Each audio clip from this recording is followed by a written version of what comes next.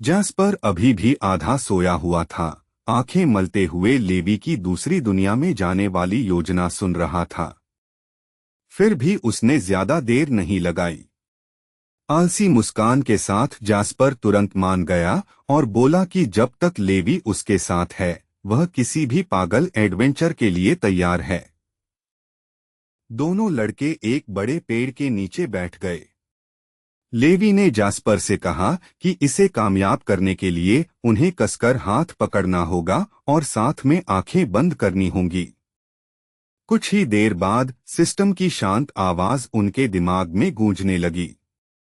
उसने घोषणा की कि अदरवर्ल्ड सीन बदलना शुरू हो चुका है और कैरियर नई दुनिया में प्रवेश कर रहा है। सिस्टम ने यह भी बताया कि उनकी वर्तमान दुनिया अस्थायी रूप से फ्रीज अवस्था में चली जाएगी। यह सुनकर दोनों लड़कों ने धीरे धीरे अपनी आंखें बंद कर लीं। उस जमी हुई अवस्था से बाहर निकलने का एक ही तरीका था, दूसरी दुनिया में एक मिशन पूरा करना। उनका काम होगा वोर गॉड के वंशज लेवी की मदद करना, ताकि वह मैनचेन शहर में अपने परिवार की ताकत और सम्मान वापस हासिल कर सके। सिस्टम ने चेतावनी दी कि यह पहली बार है जब उसने इस विदेशी दुनिया से संपर्क बनाने की कोशिश की है, इसलिए अजीब हालात हो सकते हैं, इसलिए धैर्य रखना होगा। लेकिन हैरानी की बात यह रही कि कनेक्शन लगभग तुरंत बन गया और लेवी व जैस्पर धीरे धीरे नए अदरवर्ल्ड सीन में खींचने लगे। सिर्फ जैस्पर ही नहीं, बल्कि उसकी बाहों में पकड़ा हुआ मुर्गा भी उनके साथ उस अजीब दूसरी दुनिया के भ्रम में खिंच गया। उसी समय कहानी मैनचेन सिटी मार्शल आर्ट्स एसोसिएशन के मुख्यालय की ओर मुड़ गई। अचानक एक हिंसक गिरोह मुख्यालय में घुस आया। उन्होंने बिना दया के उस एस्टेट के बूढ़े बटलर को धक्का दिया और उसे लिविंग रूम में जा गिराया। वह आदमी जोर से जमीन पर गिरा। उसका शरीर पहले से ही घावों से भरा था और उसके कपड़ों पर खून लगा हुआ था। दर्द सहते हुए बटलर ने दांत भींचकर चिल्लाया और मास्टर से विनती की कि तुरंत मैडम को आदेश दें कि वह यंग मास्टर को लेकर अभी भाग जाएं, जब तक समय है। घुसपैठियों ने ठंडी हंसी के साथ धमकी दी कि अगर स्क्रॉल नहीं सौंपा गया तो वे यहां मौजूद हर व्यक्ति को मार देंगे। उन्होंने घमंड से घोषणा की कि आज लिन परिवार का अंत हो जाएगा। लिन शू की मौत के बाद से लिन परिवार शहर की मुख्य लड़ाकू शक्ति के रूप में अपनी स्थिति खो चुका था। हमलावरों ने मजाक उड़ाते हुए कहा कि अब लिन परिवार के पास इतने कीमती खजाने रखने का कोई मतलब नहीं है। उन्होंने तुरंत स्क्रॉल सौंपने को कहा और ताने से पूछा कि क्या वे इसे लिन परिवार के आखिरी सदस्य के लिए बचाकर रखना चाहते हैं। उन्होंने सीधे लेवी की ओर इशारा किया, लिन परिवार का आखिरी वारिस जो जमीन पर पागलों की तरह लौट रहा था और जोर जोर से हंस रहा था। उसकी मां घबराकर उसकी तरफ दौड़ी और उसे भाग जाने के लिए चिल्लाने लगी। मां की बेचैन आवाज सुनकर भी लेवी ने बस सिर हिला दिया। जमीन पर आलस से पड़े हुए उसने कहा कि आज वह बस एक मरा हुआ कुत्ता है। ऐसे खतरनाक समय में बेटे को इस तरह मूर्खता करते देख लेवी की मां बिल्कुल असहाय हो गई। उसकी आंखों से आंसू बहने लगे और दिल डर और निराशा से भर गया। तभी बूढ़े मास्टर की भारी आवाज गूंजी। उन्होंने घायल बटलर आर्थर की ओर मुड़कर शांत स्वर में पूछा कि क्या वह इस आखिरी लड़ाई में उनके साथ खड़ा रहेगा। घावों से खून टपकते हुए भी आर्थर ने जोर से जवाब दिया। उसने कहा कि चाहे उसका मांस सड़ जाए और हड्डियां टूट जाएं, फिर भी वह आखिरी सांस तक बूढ़े मास्टर के साथ लड़ेगा। बूढ़े मास्टर ने अपनी छड़ी जोर से जमीन पर मारी। उसके शरीर से एक शक्तिशाली आभा फूट पड़ी और बिना हवा के भी उसके कपड़े जोर से फड़फड़ाने लगे। अड़िग गर्व के साथ उन्होंने घोषणा की कि स्पेशल स्क्रॉल लिन परिवार की पवित्र विरासत है। यह पीढ़ियों से चली आ रही है और चाहे आज उनकी मौत ही क्यों न हो जाए, वे इन बेशर्म चोरों को इसे कभी नहीं लेने देंगे। हमलावरों का नेता आंखें सिकोड़कर देखने लगा और उनमें हत्या की चमक दिखाई दी। उसने ठंडे स्वर में कहा कि यह बूढ़ा सच में हद से ज्यादा जिद्दी है। उसके एक अधीनस्थ ने धीरे से चेतावनी दी कि बूढ़ा यूसुफ कभी बहुत ताकतवर योद्धा था। अगर वे लापरवाही से लड़ाई शुरू करेंगे तो उन्हें भारी नुकसान हो सकता है। आर्थर खुद भी एक मिड लेवल कॉम्बैट एक्सपर्ट था और लिन परिवार के प्रति बेहद वफादार था। ऐसे दो बूढ़े योद्धाओं का सामना करना आसान नहीं होगा जो मरने के लिए तैयार हों। जब लंबे बालों वाला आदमी हिचकिचाने लगा, तभी पीछे से दो लोग उसके पास आए। उनमें से एक कार्ला थी। उसने अधीर होकर पूछा कि वह किससे डर रहा है। इतने सारे फाइटर्स होने के बाद भी क्या वे दो बूढ़ों से नहीं निपट सकते? बूढ़े मास्टर का गुस्सा आखिर फट पड़ा। उन्होंने जोर से चिल्लाकर याद दिलाया कि सालों पहले ब्लड डीमन ने पूरे शहर को तबाह कर दिया था।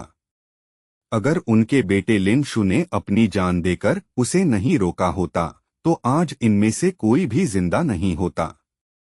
कार्ला ने बेशर्मी से हंसते हुए कहा कि अगर लिन शू अभी भी जिंदा होता तो वह यहाँ आने की हिम्मत नहीं करती। लेकिन अब जब वह मर चुका है और पीछे एक बेकार बेटा छोड़ गया है तो क्या इतनी ताकतवर मार्शल स्क्रिप्चर सच में लेवी के हाथ में जानी चाहिए? ये अपमानजनक बातें सुनकर बूढ़े मास्टर ने गुस्से में गाली दी और कहा कि जब बात यहाँ तक पहुँच ही गई है तो अब खुलकर बात होनी चाहिए। उन्होंने दृढ़ता से स्क्रॉल देने से इनकार कर दिया और घोषणा की कि आज लिन परिवार आखिरी सांस तक लड़ेगा। उन्हें मौत से कोई डर नहीं है। फिर उन्होंने अपनी डरी हुई बहू और पोते की तरफ मुड़कर तुरंत यहां से निकल जाने को कहा। अचानक बने प्रोटेक्टिव डोमेन ने उन्हें पहले ही डरा दिया था। जब कार्ला के लोग डोमेन तोड़कर हमला करने आगे बढ़े तब आर्थर गरजते हुए आगे आया। ढाल की तरह खड़े होकर उसने कहा कि जब तक वह जिंदा है कोई भी बूढ़े मास्टर को छू भी नहीं सकता। कार्ला तुरंत समझ गई कि बूढ़ा मास्टर क्या करने की कोशिश कर रहा है। वह खुद को बलिदान देकर बाकी लोगों के भागने के लिए समय खरीद रहा था। ठंडे चेहरे के साथ उसने अपने लोगों को आदेश दिया कि तुरंत डोमेन तोड़ दो ताकि युवा वारिस के पास भागने का कोई मौका न बचे। लेवी की मां कैमिला समझ गई कि वह बूढ़े मास्टर और आर्थर की कुर्बानी को बेकार नहीं जाने दे सकती। उसने घबराकर लेवी का हाथ पकड़ा और उसे वहां से खींचकर ले जाने की कोशिश की। लेकिन लेवी जिद्दी होकर जमीन पर ही रेंगता रहा और बार बार उसका हाथ झटक देता, जैसे वह जाने से साफ मना कर रहा हो। वह बेबसी भरे लहजे में शिकायत करने लगा कि उसे बिल्कुल चलने का मन नहीं है। बल्कि वह बड़बड़ाया कि इस तरह घसीटे जाने से तो ऐसा लग रहा है जैसे किसी कुत्ते को चारों पैरों पर रेंगने के लिए मजबूर किया जा रहा हो। इतने खतरनाक वक्त में ऐसी बकवास सुनकर लेवी की मां का सब्र आखिर टूट गया। गुस्से में उसने उसका कॉलर कसकर पकड़ लिया और खुद को रोक न पाते हुए उसके चेहरे पर जोर से थप्पड़ मार दिया।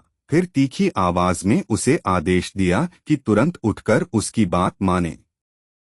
यह अचानक पड़ा थप्पड़ लेवी को पूरी तरह स्तब्ध कर गया। उसने दोनों हाथों से अपना चेहरा ढक लिया और अजीब सी आवाज में सिसकने लगा। साफ दिख रहा था कि वह शर्मिंदा भी है और उलझन में भी, जैसे उसे अभी तक ठीक से समझ ही नहीं आया कि आसपास क्या हो रहा है। लेकिन तभी कुछ अजीब हुआ। लेवी की आंखें अचानक फैल गईं और उसके चेहरे का भाव धीरे धीरे बदलने लगा। जो उत्साह और उलझन थी वह गायब हो गई और उसकी जगह एक ठंडी भावहीन शांति आ गई।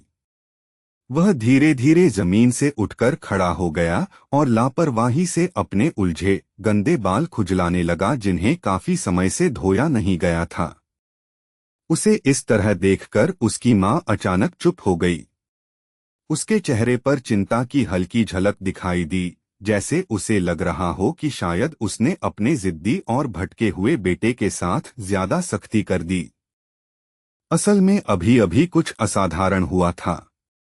उसी पल लेवी के शरीर पर दूसरी दुनिया के एक और लेवी ने कब्जा कर लिया था, ऐसा व्यक्ति जिसे इस गिरे हुए लड़के को फिर से उसकी पुरानी शान तक पहुंचाने का मिशन दिया गया था। लेवी ने अचानक जोर से आवाज लगाई और पूछा कि जैस्पर कहाँ है, वह उसे कहीं दिखाई क्यों नहीं दे रहा। उधर बूढ़े मास्टर द्वारा बनाए गए प्रोटेक्टिव डोमेन के अंदर अचानक बाहर से एक जोरदार हमला हुआ। वह बैरियर जोरदार झटके से टूट गया और पूरी तरह बिखर गया। टूटे हुए डोमेन के बीच से एक शरीर अंदर फेंका गया और जमीन पर आकर गिरा, बिल्कुल लेवी के पैरों के पास। लेवी ने नीचे गिर पड़े उस आदमी को उलझन से देखते हुए पूछा, क्या यह जैस्पर है? लेकिन उसके सवाल को नजरअंदाज करते हुए यूसुफ ने जल्दी से चिल्लाकर कहा कि वहां खड़े मत रहो, तुरंत भाग जाओ। लेवी ने शांत आवाज में जवाब दिया कि बूढ़े मास्टर बुरी तरह घायल लग रहे हैं। जैसे ही वह जैस्पर को ढूंढ लेगा, वह उससे एक्यूपंक्चर कराकर उनके घावों को ठीक कर सकता है और हालत स्थिर कर सकता है। जैसे ही दुश्मनों का समूह उनकी तरफ बढ़ता गया, आर्थर बिना हिचक आगे बढ़ा और उन्हें रोकने के लिए खुद को कुर्बान करने का फैसला कर लिया। उसने जोर से चिल्लाकर बूढ़े मास्टर और मैडम को तुरंत वहां से जाने का आदेश दिया। उसे अच्छी तरह पता था कि वह ज्यादा देर तक दुश्मनों को नहीं रोक पाएगा। जब आर्थर उनकी आंखों के सामने मारा गया तो ओल्ड मास्टर यूसुफ दर्द भरी चीख के साथ रो पड़े।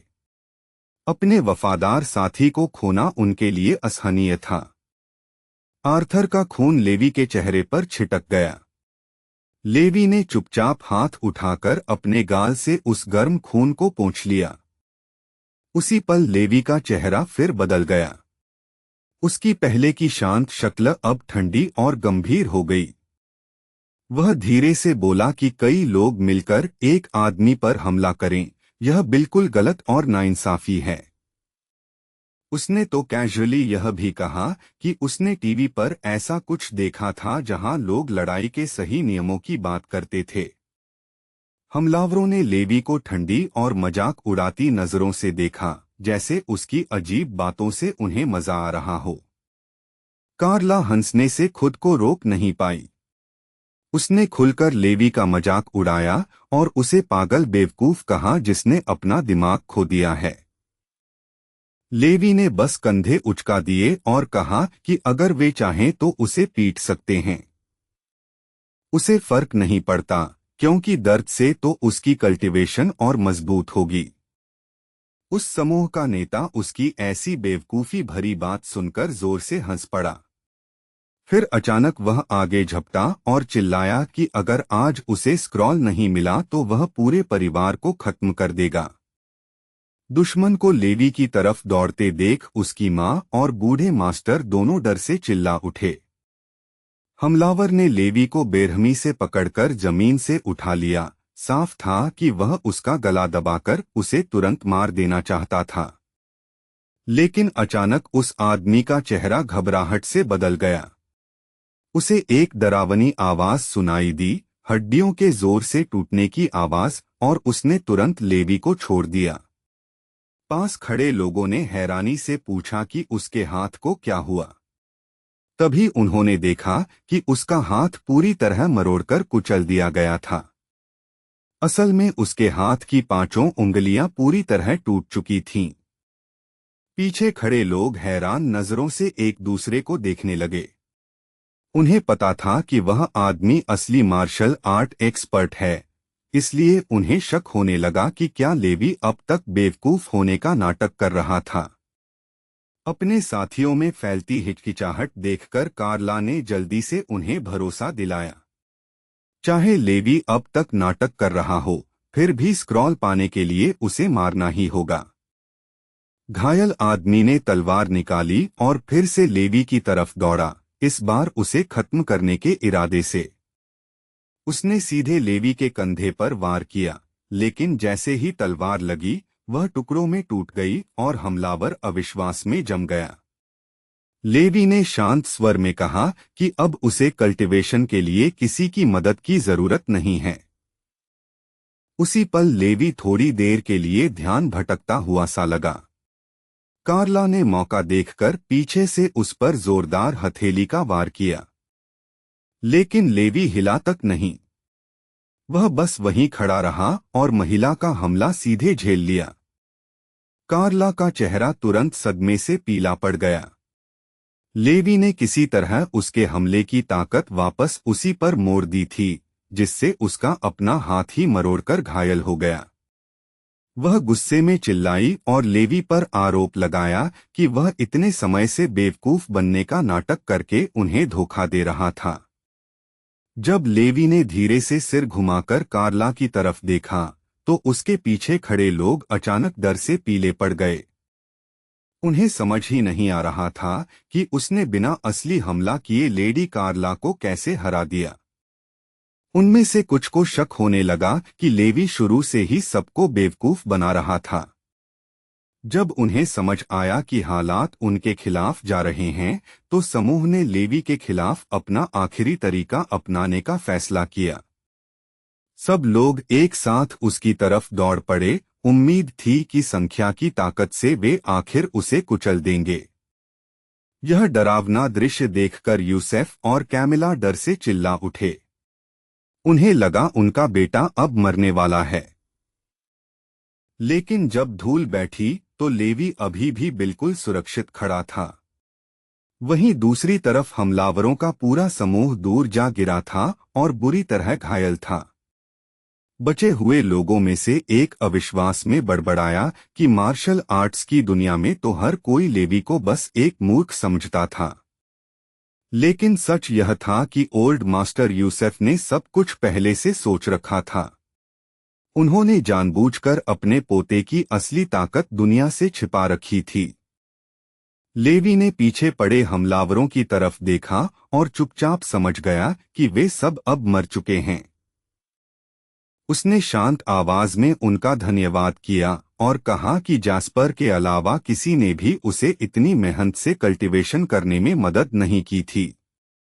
उसने यह भी कहा कि सच में वे बहुत अच्छे लोग थे जिन्होंने उसे और मजबूत बनने में मदद की। फिर लेवी मुड़ा और देखा कि आर्थर मौत के किनारे पड़ा हुआ है। आर्थर कमजोर आवाज में ओल्ड मास्टर यूसुफ से कुछ कहने की कोशिश कर रहा था। अब उसे समझ आया कि लेवी हमेशा से नाटक कर रहा था और इतने साल साथ रहने के बावजूद वह यह बात समझ नहीं पाया।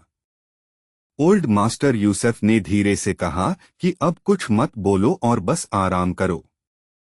कैमिला पास खड़ी चुपचाप इस भावुक दृश्य को देख रही थी। आंखों में आंसू भरकर आर्थर ने बूढ़े मास्टर से कहा कि उसके जाने के बाद उसकी पोती का ख्याल रखें। यूसुफ ने अविश्वास में चिल्लाकर कहा कि ऐसा नहीं हो सकता, आर्थर मर नहीं सकता।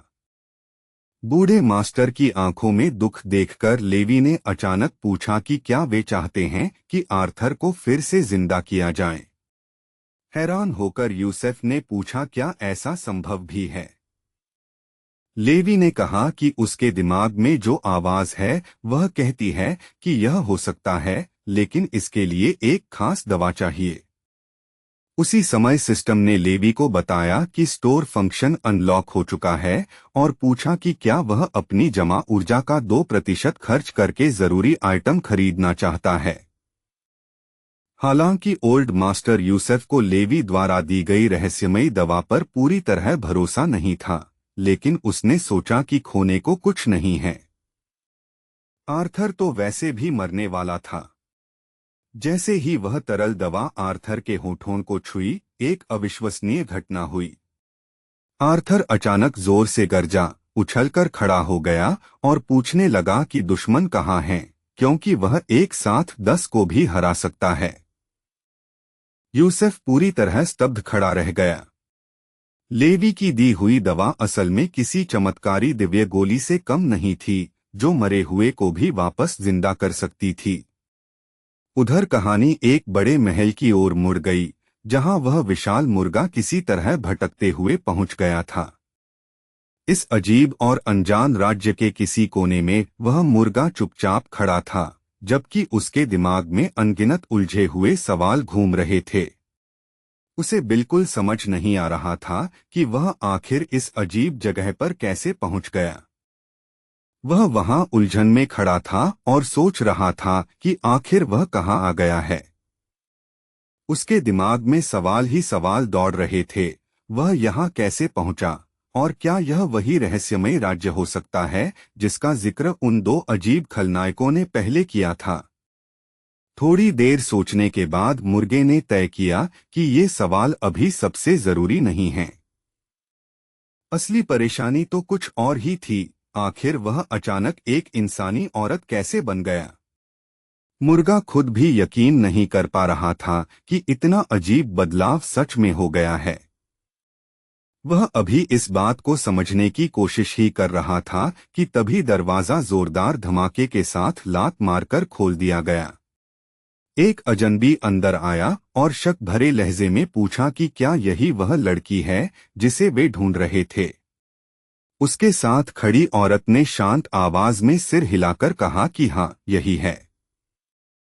मुर्गा अभी अपने विचार ठीक से समेट भी नहीं पाया था कि हंस नाम का आदमी अचानक तेज रफ्तार से उसकी तरफ झपटा। हंस बिना झिझक आगे बढ़ा। उसने मुर्गे की गर्दन बेरहमी से पकड़ ली और उसे हवा में उठा लिया। साफ दिख रहा था कि वह बिना दया के उसे मार डालना चाहता है। ऐसा व्यवहार देखकर मुर्गे के सीने में गुस्सा उबल पड़ा।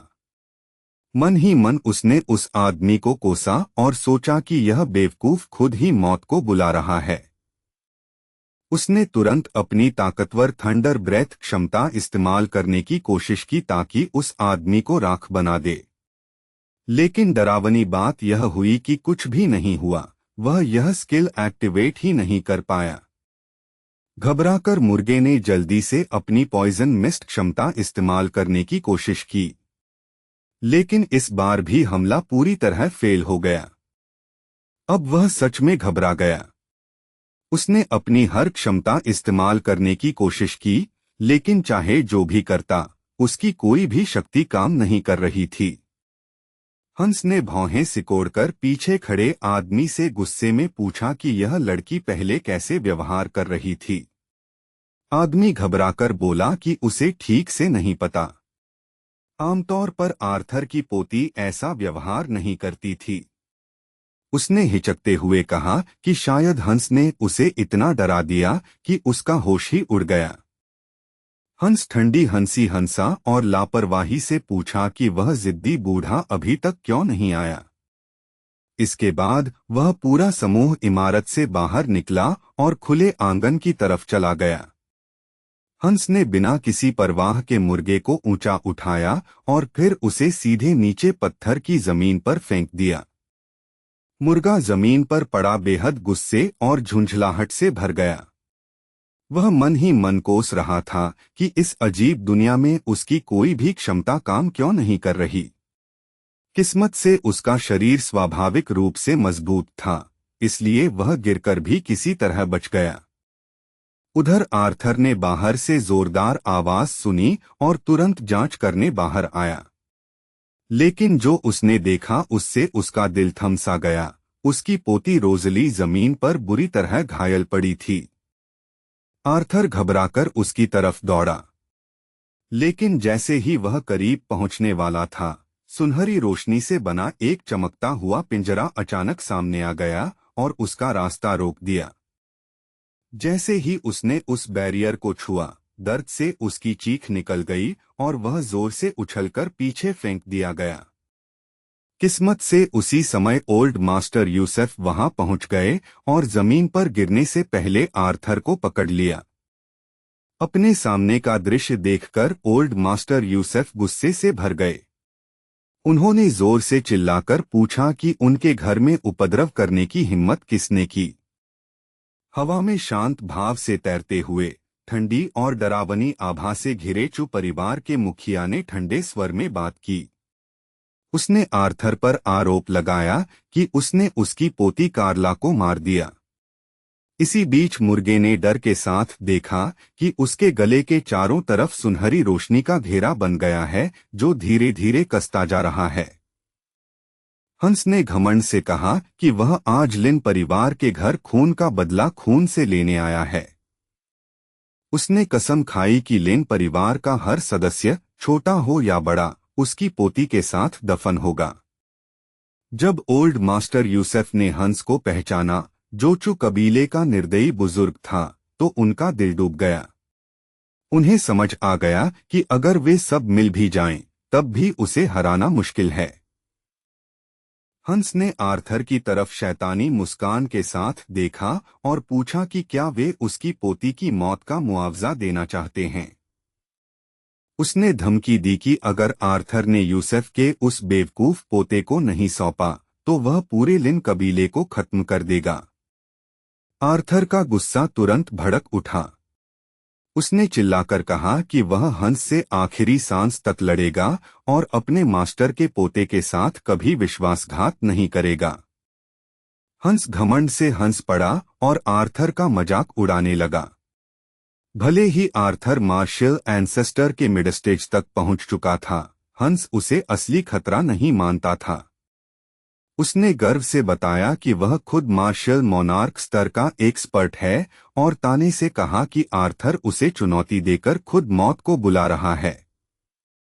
फिर अपनी धमकी साफ करने के लिए हंस ने मुर्गे को और ऊपर उठा लिया और कहा कि अगर उन्होंने उसकी बात नहीं मानी तो वे अपनी आंखों के सामने आर्थर की पोती रोज़ली को मरते देखेंगे। ओल्ड मास्टर यूसुफ गुस्से में आगे बढ़े और हंस से तुरंत यह पागलपन बंद करने को कहा। हंस मुस्कराया और पूछा कि क्या यूसुफ सच में अपने बेवकूफ पोते को कुर्बान करके बाकी सबको बचाने से इनकार कर रहा है। यूसुफ ने ठंडे स्वर में कहा कि हंस उनके पोते की जान को एक नौकर की पोती की जान के बदले सौदे की तरह इस्तेमाल करना चाहता है। असल में यूसुफ जानता था कि अगर वे लेवी को सौंप भी दें, तब भी हंस बदले में पूरे लिन कबीले को खत्म कर देगा। जब रोज़ली की जान सच में खत्म होती लग रही थी और ओल्ड मास्टर यूसुफ मजबूरी में हंस की शर्त मानने वाले थे, तभी लेवी अचानक घर से बाहर निकल आया और आराम से पूछने लगा कि यहाँ इतना शोर किस बात का है। हंस ने लड़के को देखा और तुरंत समझ गया कि लिन परिवार का यह कथित बेकार पोता काफी मूर्ख और धीमा दिमाग का लगता है। लेवी उलझन में चारों तरफ देखने लगा, लेकिन अचानक उसकी आंखें चमक उठीं जब उसने पास एक मुर्गा देखा। मुर्गा अब फंसा हुआ और बेबस था। वह पूरी ताकत से छूटने की कोशिश कर रहा था, लेकिन उसके गले के आसपास की चमकती जंजीर से निकल नहीं पा रहा था। जब लेवी ने उसे फिर से मुर्गा कहा, तो मुर्गे को गहरी बेइज्जती महसूस हुई। एक ताकतवर डेमोनिक बीस्ट होने के बावजूद, जो अब इंसानी औरत में बदल गया था, उसे लगा कि इस क्रूर दुश्मन के सामने अपनी हालत देखकर वह शर्म से मर जाएगा।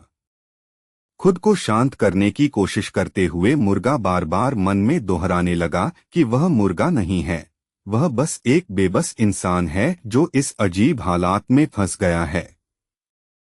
हंस ने लेवी पर ताना कसते हुए हंसकर कहा कि लगता है इस लड़के को यह मुर्गा काफी पसंद है। क्रूर मुस्कान के साथ हंस ने लेवी को सीधी चुनौती दी और पूछा कि क्या वह अपनी जान बदले में देने की हिम्मत रखता है।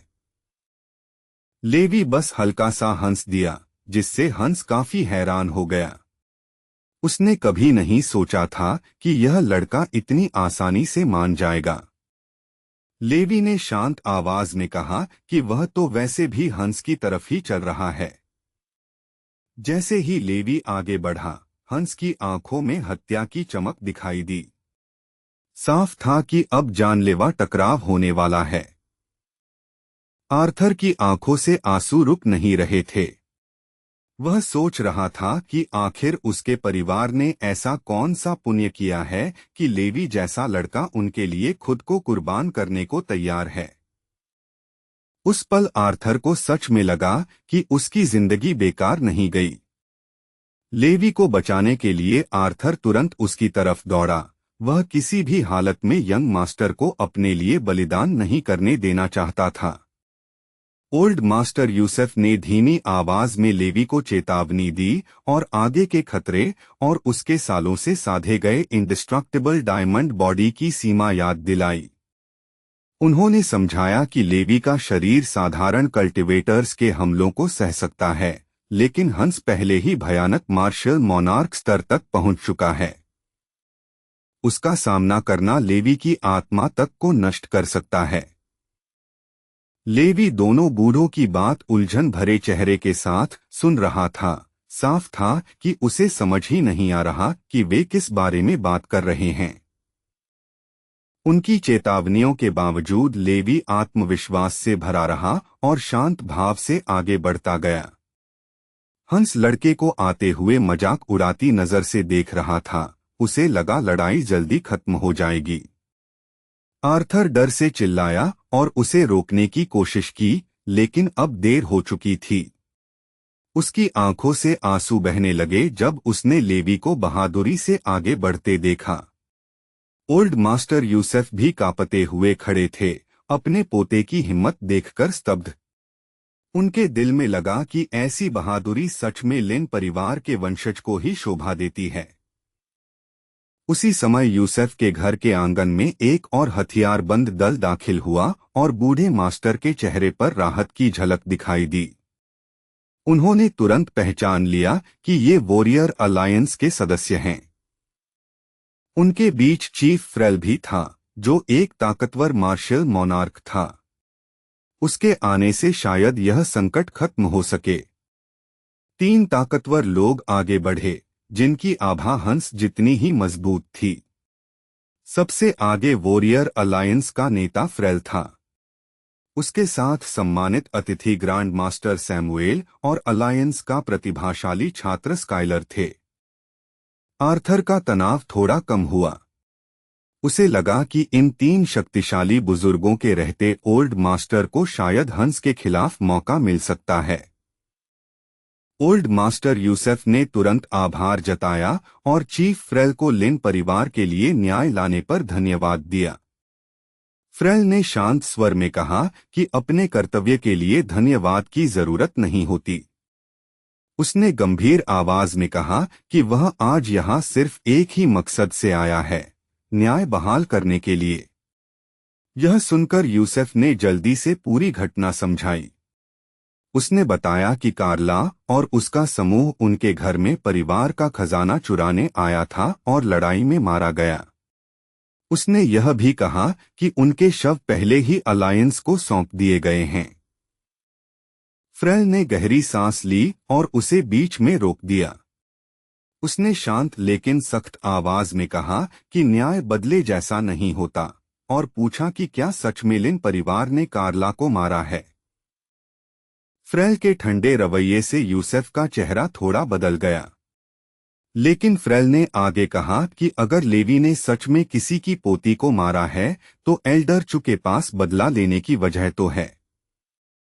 आर्थर ने अविश्वास से उसकी तरफ देखा और पूछा कि ऐसी सोच को कैसे न्याय कहा जा सकता है।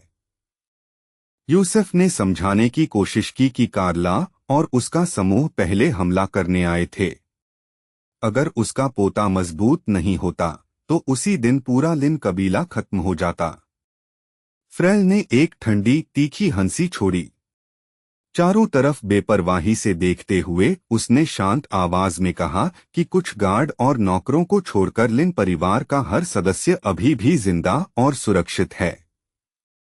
उसकी नजर में इसका मतलब था कि लिन परिवार को कोई खास नुकसान हुआ ही नहीं, और वह ऐसे बोल रहा था जैसे यह पूरी घटना कोई बड़ी बात ही नहीं हो। यूसुफ की आवाज भारी और धीमी हो गई जब वह चिफ्टेन के सामने खड़ा हुआ। उसकी आंखों में गहरा दुख था जब उसने उन नौकरों की बात की जिन्हें हमलावरों ने मुख्य हॉल तक पहुंचने से पहले ही मार डाला था। उसने कहा कि वे लोग सालों से लिन परिवार की वफादारी से सेवा करते थे। दर्द भरे स्वर में उसने पूछा कि चिफ्टेन उनकी मौत के बारे में इतनी ठंडेपन से कैसे बात कर सकता है, जैसे उनकी जान की कोई कीमत ही नहीं। लेकिन चीफ के चेहरे पर जरा भी सहानुभूति नहीं थी। उसने कंधे उचकाते हुए बात टाल दी और कहा कि वे तो बस कुछ मामूली जानें थीं, जिन पर ध्यान देने की जरूरत ही नहीं। फिर उसने ओल्ड मास्टर यूसुफ की बात का उल्टा तर्क दिया। उसके मुताबिक यह स्थिति इतनी आसान तुलना वाली नहीं है, खासकर क्योंकि दूसरी तरफ चू परिवार की सबसे होनहार युवाओं में से एक की जान गई है। उसने हल्का सा सिर झुकाकर व्यंग्य भरे शांत स्वर में पूछा कि क्या लिन परिवार सच में मानता है कि यह मामला बराबरी का सौदा कहा जा सकता है। यूसुफ का गुस्सा अब काबू से बाहर होने लगा। वह यकीन ही नहीं कर पा रहा था कि वह क्या सुन रहा है। कांपती आवाज में उसने पूछा कि कोई इंसान इतनी ठंडी और टेढ़ी सोच से हालात को कैसे तौल सकता है। लेकिन फ्रेल बिल्कुल शांत रहा। बिना जरा भी झिझक के उसने साफ कहा कि लिन परिवार को अपने पोते की जान एल्डर चु को मुआवजे के तौर पर सौंपनी होगी। थोड़ी देर रुककर उसने ठंडे स्वर में जोड़ा कि सिर्फ एक जान देना इस मामले को खत्म करने के लिए काफी नहीं होगा। उसने कहा कि चु परिवार ने एक दुर्लभ प्रतिभा खोई है, ऐसा इंसान जिसमें असाधारण क्षमता थी। इसलिए वह बदले में 2 जानें मांगता है, लिन परिवार का वह विद्रोही पोता और उनके घर का एक और सदस्य। फ्रेल ने बड़े आराम से सुझाव दिया कि आर्थर की पोती इस दुख का मुआवजा बन सकती है। और साथ ही उसने लिन परिवार को पवित्र स्क्रॉल भी सौंपने का आदेश दे दिया, जैसे यह मांग करना बिल्कुल सामान्य बात हो। ओल्ड मास्टर यूसुफ का गुस्सा आखिर फट पड़ा। उसने अपनी छड़ी जोर से जमीन पर मारी और पत्थर की फर्श उसके नीचे से चटक गई, जिसकी गूंज पूरे हॉल में फैल गई। उसकी आंखें गुस्से से जल रही थीं जब उसने जोर से उन्हें कोसा और कहा कि वे बेशर्म खलनायक हैं जिन्होंने इज्जत और सम्मान की हर सीमा पार कर दी है।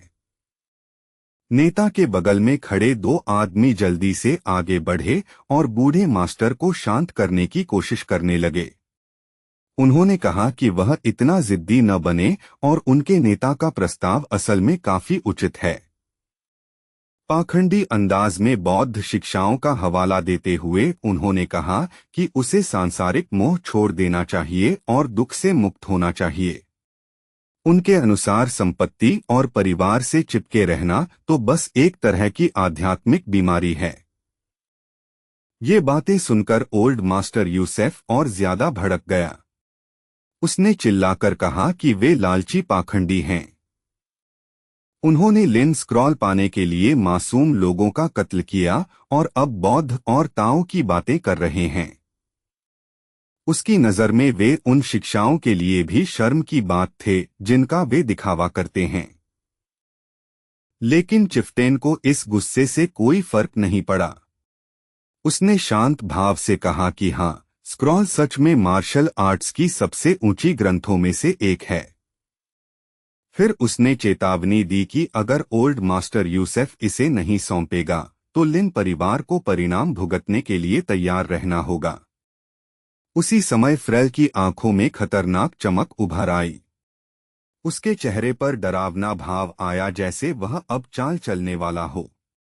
बिना किसी चेतावनी के उसने अपना हथियार उठाया और सीधा मुर्गे की तरफ तान दिया। लेकिन जैसे ही वह हमला करने वाला था, लेवी ने आराम से हाथ उठाकर बीच में ही उस हथियार को पकड़ लिया। हल्की आवाज में उसने फ्रेल को चेतावनी दी कि चीजें यूं इधर-उधर मत फेंको, नहीं तो किसी को चोट लग सकती है। यह दृश्य देख रहे ग्रैंडमास्टर को अपनी आंखों पर यकीन नहीं हुआ। उसके चेहरे पर हैरानी फैल गई जब उसे समझ आया कि लेवी ने चिफ्टेन की प्रिमोर्डियल शक्ति को आसानी से रोक दिया। उस पल को याद करते हुए हंस भी गहरी सोच में पड़ गया, जैसे वह समझने की कोशिश कर रहा हो कि अभी क्या हुआ। उसने धीरे से स्वीकार किया कि लेवी की चाल इतनी तेज और धुंधली थी कि अपने अनुभव के बावजूद वह भी उसे साफ नहीं देख पाया। वॉरियर अलायंस के लोग और हंस दोनों ने चुपचाप एक ही नतीजा निकाला। यूसुफ का पोता बिल्कुल भी हल्के में लेने लायक नहीं है। कुछ देर की चुप्पी के बाद हंस ने धीमी आवाज में कहा कि उस दिन वह पूरी तरह अनुचित नहीं था। उसने कहा कि अगर लिन परिवार उसकी पोती की जान के बराबर मुआवजा दे दे तो वह आगे कोई और मांग नहीं करेगा। फ्रेल ने हल्का सा भौहें सिकोड़ते हुए सोचा, अगर हंस भी थोड़ा पीछे हटने को तैयार है तो सामने खड़े इस युवक में जरूर कुछ खास है। उसने मन ही मन माना कि शायद वे थोड़ा जल्दबाजी में थे। आखिर उसने कहा कि सिर्फ रोजली की जान ही इस मामले को खत्म करने के लिए काफी होगी। आर्थर अविश्वास से उन्हें घूरता रह गया। उसे भरोसा ही नहीं हो रहा था कि वे सच में उसकी पोती की जान को मुआवजा बनाने की बात कर रहे हैं। फ्रेल ने शांत स्वर में कहा कि मामला इसी तरह सुलझेगा। अगर ओल्ड मास्टर यूसुफ फिर भी राजी नहीं हुआ तो एल्डर चू अंत तक लिन परिवार का पीछा करेगा। उनकी लंबी बहस सुनते सुनते मुर्गा आखिर गुस्से से भर गया। सारी बातें सुनकर उसने बस एक नतीजा निकाला, ये लोग साफ तौर पर उसे मारना चाहते हैं। ओल्ड मास्टर यूसुफ और आर्थर ने एक दूसरे की तरफ भारी नजरों से देखा। बहुत दर्द और मजबूरी के साथ उन्हें लगा कि शायद रोजली की कुर्बानी ही इस झगड़े को खत्म कर सकती है। उसी समय लेवी अचानक आगे बढ़ा और मुर्गे के गले में बंधी अंगूठी को कसकर पकड़ लिया। बस एक हल्की सी पकड़ में उसने उसे इतना दबाया कि जादुई अंगूठी में दरारें पड़ने लगीं। लेवी ने नीचे मुर्गे की तरफ देखा और मजाक में उसे चिकन कहा। उसने देखा कि वह काफी छोटा हो गया है तो उसने आराम से कहा कि चलो घर चलते हैं और कुछ खाते हैं। आखिर अगर मुर्गी बीमार हो जाए तो अंडे नहीं दे पाएगी।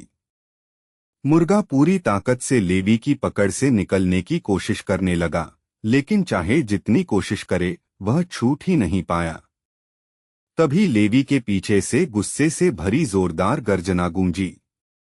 यह हंस था जो इस बात से भड़क गया था कि लेवी ने लड़की की जान चू परिवार को मुआवजे के तौर पर देने की बात तक नहीं की। उसकी आंखों में हत्या की चमक थी जब वह लड़के पर झपटा और उसे मार गिराने के लिए शक्तिशाली मंत्र चलाने लगा। एल्डर चू की भयानक हत्या भावना महसूस करके मुर्गा घबरा गया और चिल्लाया कि अब वह बस एक साधारण इंसान है और मरने से बहुत डरता है। लेवी ने बस हाथ हिलाया और आसानी से चुका हमला रोक दिया। फिर उसने सख्त आवाज में कहा कि उसके छोटे चिकन को मत डराओ। मौजूद सभी लोग स्तब्ध रह गए। उन्होंने अभी अभी देखा था कि लेवी ने एक पीक मोनार्क के हमले को ऐसे रोक दिया जैसे वह कोई मामूली चीज हो। अब हंस पूरी तरह भड़क चुका था। दांत पीसते हुए उसने कहा कि अब वह खुद इस लड़के से निपटेगा। उसने अपने जलते हाथ चेहरे के सामने उठाए और डरावनी नजरों से लेवी को घूरने लगा। अगले ही पल उसका शरीर हवा में उठ गया और उसके हाथों से तेज बिजली कड़कने लगी। जैसे ही चूकी आभा भड़की, चारों तरफ इतना दबाव फैल गया कि आसपास खड़े लोगों को सांस लेना मुश्किल हो गया। यूसुफ का चेहरा पीला पड़ गया जब उसने इस तकनीक को पहचाना। जो अपना कुख्यात वार करने जा रहा था, गोल्डन डीमोनिक किलिंग थंडर। अब तक माना जाता था कि इस हमले से जो भी टकराता है वह बिना अपवाद मारा जाता है। मुर्गा, जो अब सिर्फ एक सामान्य इंसानी शरीर में था, वॉरियर मोनार्क के ऐसे हमले से बचने की कोई उम्मीद नहीं रखता था। भयानक ऊर्जा के दबाव से उसका संतुलन बिगड़ गया और वह लेवी के कंधे से गिर पड़ा। लेवी तुरंत चिंता से मुड़ा और जल्दी से अपने छोटे चिकन को देखने लगा। उसी पल घातक बिजली का वार सीधे लेवी की पीठ पर आ गिरा। हंस ठंडी हंसी हंसा। उसे गुस्सा था कि उसे अपने मशहूर अंतिम हमले का इस्तेमाल इतने छोटे प्रतिद्वंद्वी पर करना पड़ा। उसके दिमाग में लेवी को मरना ही चाहिए था। लेकिन अजीब बात यह थी कि उस भयानक हमले से लेवी के बाल तक नहीं हिले। वह बिल्कुल ठीक खड़ा था, जैसे उसे कुछ हुआ ही नहीं। जब लेवी ने आराम से कहा कि यह बिजली उसके शरीर को तो काफी अच्छी लग रही है, तो बुजुर्ग लगभग गुस्से से फट पड़ा। हंस डर के साथ घूरने लगा जब उसे समझ आया कि लेवी ने पूरा हमला सह लिया और उसे जरा भी चोट नहीं आई। और इससे भी ज्यादा चौंकाने वाली बात यह थी कि उस युवक ने गोल्डन डीमोनिक किलिंग थंडर को पूरी तरह सोख लिया था। अचानक पीछे से छोटे चिकन की कमजोर सिसकी सुनकर लेवी तुरंत घबराकर मुड़ा। जब उसने देखा कि डेमॉन चिकन घायल हो गया है, तो वह जल्दी से उसके पास गया और घबराकर पूछा कि वह ठीक है या नहीं। मुर्गे ने मन ही मन गाली दी और सोचा कि इंसानी शरीर ऐसे युद्ध को संभालने के लिए बहुत कमजोर होता है। लेकिन खुद को जांचने पर उसे लगा कि चोट काफी गंभीर है और शायद उसे ठीक होने के लिए कुछ देर बेहोश होना पड़ेगा। उसी पल लेवी के दिमाग में सिर्फ एक भयानक विचार आया। चिकन मर गया। ओल्ड मास्टर यूसेफ और आर्थर बस बेबस खड़े रह गए और उनकी आंखों में धीरे धीरे आंसू भरने लगे। हंस ने लेवी को ऐसे घूरा जैसे वह कोई बिल्कुल ही अजीब चीज देख रहा हो। उसके चेहरे पर हैरानी और अविश्वास साफ दिख रहा था जब उसे एहसास हुआ कि उस लड़के ने सच में उसकी गोल्डन डीमोनिक थंडर को अपने अंदर समा लिया है। उसके हिसाब से तो ये बिल्कुल नामुमकिन होना चाहिए था, लेकिन वह अभी इस बात को ठीक से समझ भी नहीं पाया था कि अचानक लेवी हिल गया। उसका शरीर बिजली की तरह आगे चमका और पलक झपकते ही वह हंस के ठीक सामने खड़ा था। लेवी का चेहरा तुरंत गहरा पड़ गया। उसकी आंखों से तेज कातिलाना इरादा झलकने लगा जब उसने हंस पर अपने छोटे चिकन को नुकसान पहुंचाने का आरोप लगाया। उसकी आवाज गुस्से से कांप रही थी, जैसे वह अब अपना गुस्सा बिल्कुल भी छिपा नहीं पा रहा हो। हंस को संभलने या अपनी रक्षा करने का मौका भी नहीं मिला था कि लेवी की मुट्ठी डरावनी रफ्तार से आगे बढ़ी और सीधे उसकी ठोड़ी पर जा लगी। लेवी के उस घूंसे की ताकत बेहद भयानक थी। वो ताकतवर मोनार्क तुरंत हवा में ऐसे उछल गया जैसे कोई बेबस गुड़िया हो और उस वार का जरा भी विरोध नहीं कर पाया। बाकी बचे तीनों योद्धा ये सब देखते ही रह गए। उनके चेहरे डर से पीले पड़ गए जब उन्हें समझ आया कि हंस को कितनी आसानी से हरा दिया गया।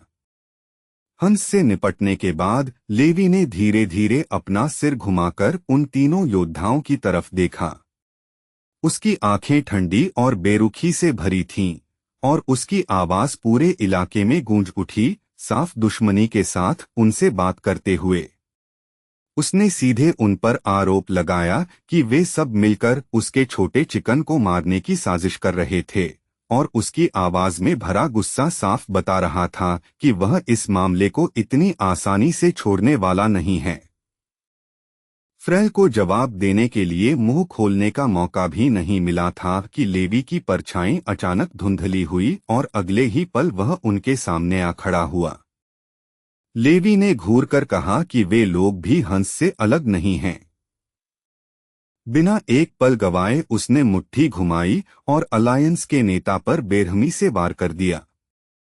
उस वार की ताकत इतनी जबरदस्त थी कि उस आदमी का शरीर पीछे की तरफ उड़ गया और जोर से पीछे की पत्थर की दीवार से जा टकराया। सैमुएल ने आखिरी पल में लेवी के हमले को देख लिया और तुरंत हाथ उठाकर उसे रोकने की कोशिश की, लेकिन तब तक बहुत देर हो चुकी थी। उधर स्काइलर की रीढ़ में सिहरन दौड़ गई।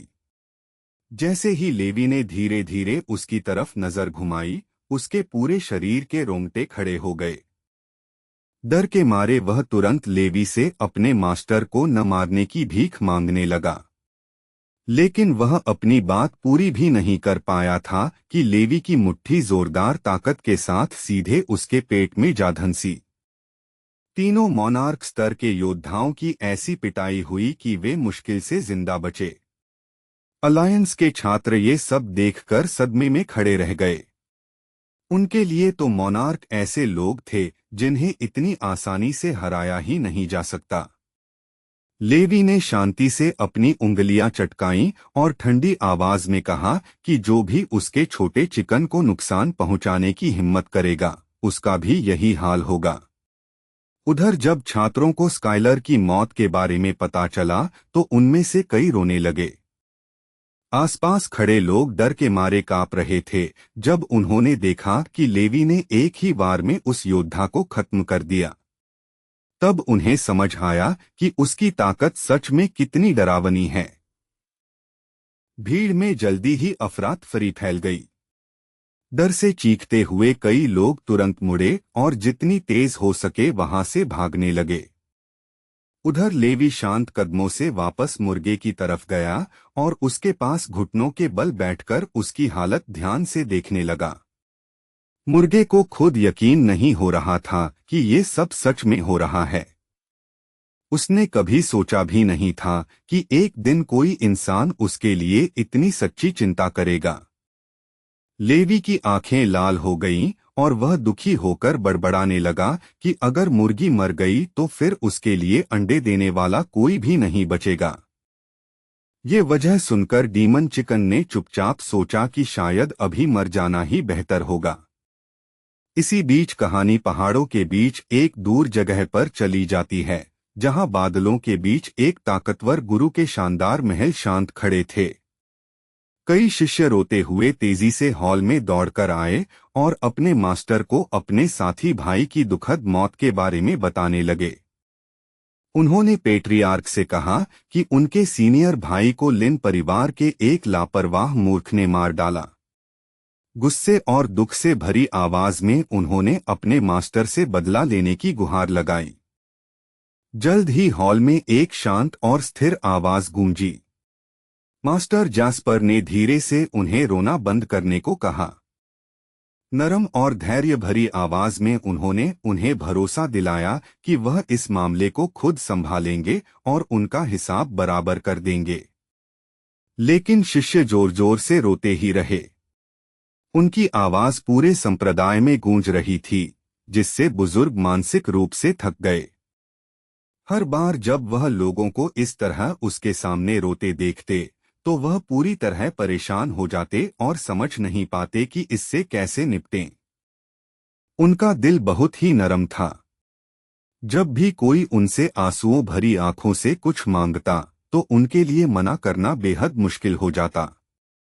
जब वह चुपचाप लेवी की मौजूदा जगह के बारे में सोच रहे थे, तभी उनकी अपनी आंखों से भी कुछ आंसू निकल आए। पास खड़े छात्र आपस में फुसफुसाने लगे।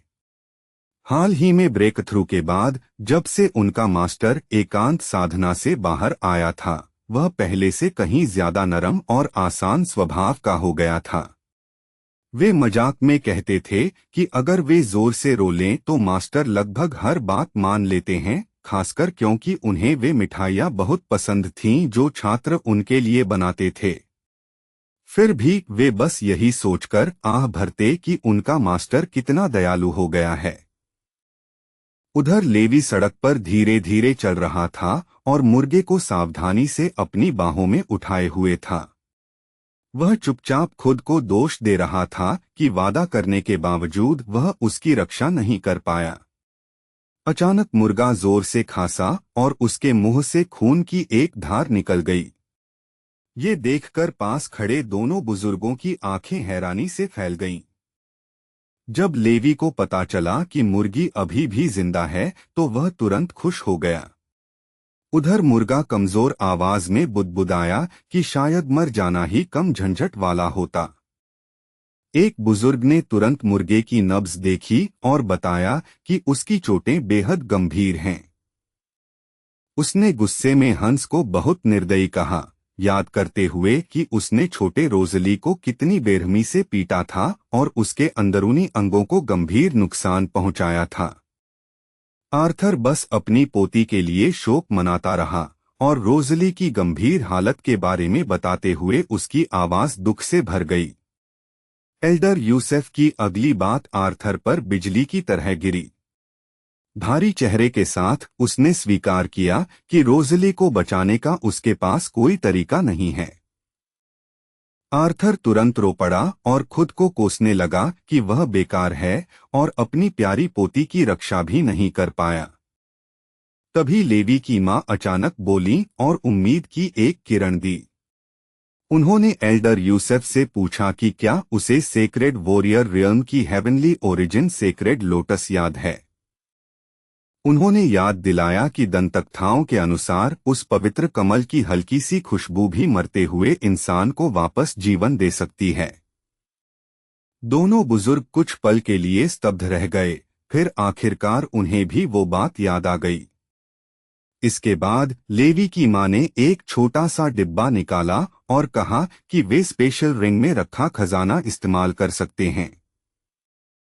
उनका सुझाव था कि लेवी सेक्रेड वॉरियर रियल्म जाए और उस खजाने के बदले हेवनली ओरिजिन सेक्रेड लोटस हासिल करे। उन्होंने धीरे से कहा कि रोज़ली उनके लिए बेटी जैसी है, जिसे उन्होंने अपनी आंखों के सामने बड़ा होते देखा है। इसलिए अगर एल्डर यूसेफ उसे सुरक्षित रख सके तो वह इस खजाने को देने के लिए तैयार हैं।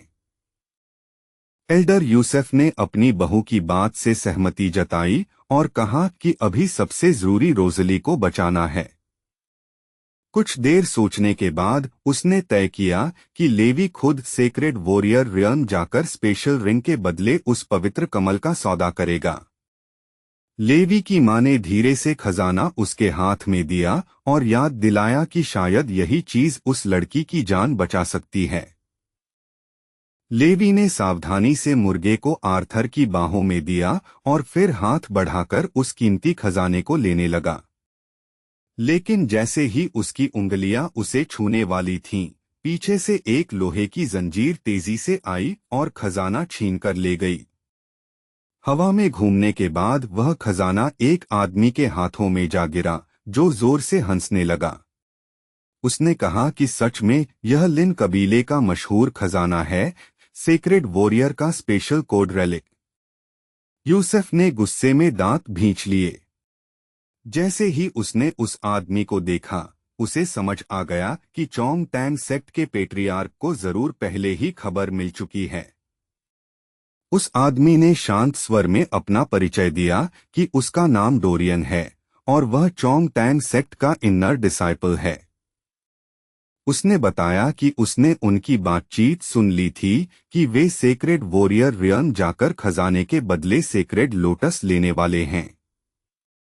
एल्डर यूसेफ ने तुरंत विरोध किया और सख्ती से कहा कि स्पेशल रिंग उनके परिवार की कीमती विरासत है और इसे कोई भी ऐसे ही नहीं ले जा सकता। उसने तुरंत उसे वापस करने की मांग की, लेकिन डोरियन ने बस एक तिरस्कार भरी मुस्कान के साथ उस मांग को नजरअंदाज कर दिया और याद दिलाया कि सेक्रेड वॉरियर रियल्म में चोंग टैंग सेक्ट और उनका कबीला हमेशा से दुश्मन रहे हैं। उसने दावा किया कि उसके मास्टर ने उन्हें पहले ही स्पेशल स्क्रॉल छीनकर सेक्रेड वॉरियर रियल्म वापस लाने की अनुमति दे दी है। फिर उसने आराम से खजाना पीछे फेंक दिया, जहां वह जाकर चोंग टैंग सेक्ट के तीसरे शिष्य थियोन के हाथों में गिरा। थियोन ने आलस से अपने फोल्डिंग फैन से मुंह ढक लिया और व्यंग्य भरी मुस्कान के साथ कहा कि उनके इलाके में सारी कीमती चीजें सिर्फ चोंग टैंग सेक्ट की होती हैं।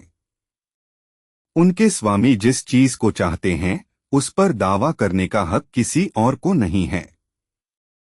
यूसुफ बस बेबस होकर दांत भींच सकता था। एक और शिष्य को देखकर उसे डर लगने लगा कि शायद लेवी ने सच में आज चोंग टैंग सेक्ट के पेट्रियार्क को खुद हस्तक्षेप करने पर मजबूर कर दिया है। अचानक लेवी की गर्दन पर एक तेज तलवार आकर टिक गई। वह चोंग टैंग सेक्ट के दूसरे शिष्य कई की थी। लेवी को कुछ पल देखकर उसे समझ आ गया कि यही लिन परिवार का वही मूर्ख पोता है जो अचानक अपनी ताकत जागृत कर चुका है। कई ने कहा कि अब लेवी की पहचान एक ऐसे कल्टिवेटर की बन गई है जो वॉरियर किंग से भी ज्यादा ताकतवर है। ठंडी मुस्कान के साथ उसने उस पर हमला करने की कोशिश की, लेवी का परिवार डर से चीख उठा। उन्हें यकीन हो गया कि अब लड़का मरने वाला है। लेकिन जैसे ही कई की तलवार लेवी को छूने वाली थी, अचानक एक तेज चटाख की आवाज आई और तलवार दो टुकड़ों में टूट गई। अपनी तलवार को अचानक टूटते देख कई इतना चौंक गया कि वह तुरंत पीछे उछल गया और लेवी से सुरक्षित दूरी बनाने के लिए कई कदम पीछे हट गया। तनाव भरे चेहरे के साथ उसने मान लिया कि लेवी ने सच में उस हथियार को तोड़ दिया है जो उसकी अपनी ब्लड एसेंस से बनाया गया था। ताकत का इतना बड़ा फर्क समझते ही उसने साफ कह दिया कि अगर तीनों शिष्य मिलकर भी लड़े तब भी वे लेवी को नहीं हरा पाएंगे। खुद को संभालने की कोशिश करते हुए उसने जल्दी से बाकी लोगों को भरोसा दिलाया कि घबराने की जरूरत नहीं है, क्योंकि उनका मास्टर पहले ही यहां आ चुका है। कुछ ही पल बाद सबकी नजरें दरवाजे की तरफ मुड़ गईं, जहां एक लंबा सा साया धीरे धीरे लिन मैनर के आंगन में कदम रख रहा था। लिन परिवार के बाकी लोग अपना डर छिपा नहीं पाए। नए आए व्यक्ति को देखते ही उनके चेहरे पीले पड़ गए, क्योंकि उन्हें समझ आ गया था कि कोई बेहद ताकतवर व्यक्ति यहां आ चुका है। जो आदमी वहां पहुंचा था वह कोई और नहीं बल्कि जास्पर था, चोंग टैंग सेक्ट का सुप्रीम एल्डर और इमैक्युलेट माउंटेन का सम्मानित प्रमुख। अपनी दंतकथाओं जैसी पहचान के बावजूद जास्पर हैरान करने वाला जवान दिख रहा था। उसका खूबसूरत चेहरा और शांत भाव उसे लोगों की कल्पना से कहीं ज्यादा युवा बना रहे थे। एल्डर यूसेफ और आर्थर ठंडे पसीने में भीग चुके थे, उनके चेहरे बिल्कुल सफेद पड़ गए थे। उन्हें डर था कि आज लेवी सच में खत्म हो जाएगा, क्योंकि चाहे लड़का कितना भी प्रतिभाशाली क्यों न हो, वे मानते थे कि वह जास्पर जैसे असाधारण व्यक्ति के सामने टिक नहीं सकता। मार्शल आर्ट्स की दुनिया में ताकत ही सब कुछ तय करती थी, और उस निर्दयी व्यवस्था के सबसे ऊपर सिर्फ 3 महान शक्तियां खड़ी थीं। इनमें सबसे रहस्यमय था मार्शल आर्ट्स का दंतकथाओं वाला होली लैंग। दूसरी बड़ी शक्ति जो मार्शल दुनिया पर राज करती थी वह थी ताकतवर चोंग टैंग सेक्ट। तीसरी शक्ति जो संतुलन बनाए रखती थी वह थी मिलिट्री अलायंस। यह लड़ाकू गठबंधन कई सामंती शासकों और मार्शल परिवारों से मिलकर बना था, जिन्होंने अपनी सुरक्षा और अस्तित्व के लिए साथ आने का फैसला किया था। लिन परिवार भी इन्हीं गुटों में से एक का हिस्सा था। लेकिन होली मार्शल लैंड और चोंग टैंग सेक्ट बाकी सबसे ऊपर खड़े थे, क्योंकि उनके पीछे ऐसे सर्वोच्च गुरु थे जो पहाड़ों की तरह अडिग थे और जिन्हें चुनौती देने की हिम्मत कोई नहीं करता था। इनमें से एक था होली मार्शल लैंड का रहस्यमय नेता, जिसका असली चेहरा दुनिया ने कभी नहीं देखा। दूसरा था चोंग टैंग सेक्ट का गुरु जास्पर, जिसने अनगिनत ताकतवर योद्धाओं को प्रशिक्षित किया था। कहानियों में कहा जाता था कि उनकी ताकत इतनी विशाल है कि उनके कदम से आसमान और धरती तक हिल सकते हैं। बस एक इशारे से वे पहाड़ तोड़ सकते हैं, नदियां चीर सकते हैं और दुश्मनों को राख बना सकते हैं। डर से कांपते हुए एल्डर यूसेफ अचानक जास्पर के सामने घुटनों पर गिर गया और उससे विनती करने लगा कि वह लिन परिवार के आखिरी वारिस लेवी को बख्श दे। यह देखकर डोरियन जोर से हंस पड़ा। उसने उनका मजाक उड़ाते हुए कहा कि आखिर उन्हें उसके मास्टर से डर लग ही गया, लेकिन अफसोस अब बहुत देर हो चुकी है। उसके अनुसार उनके सीनियर भाई की मौत की कीमत पूरा लिन कबीला अपनी जान देकर चुकाएगा।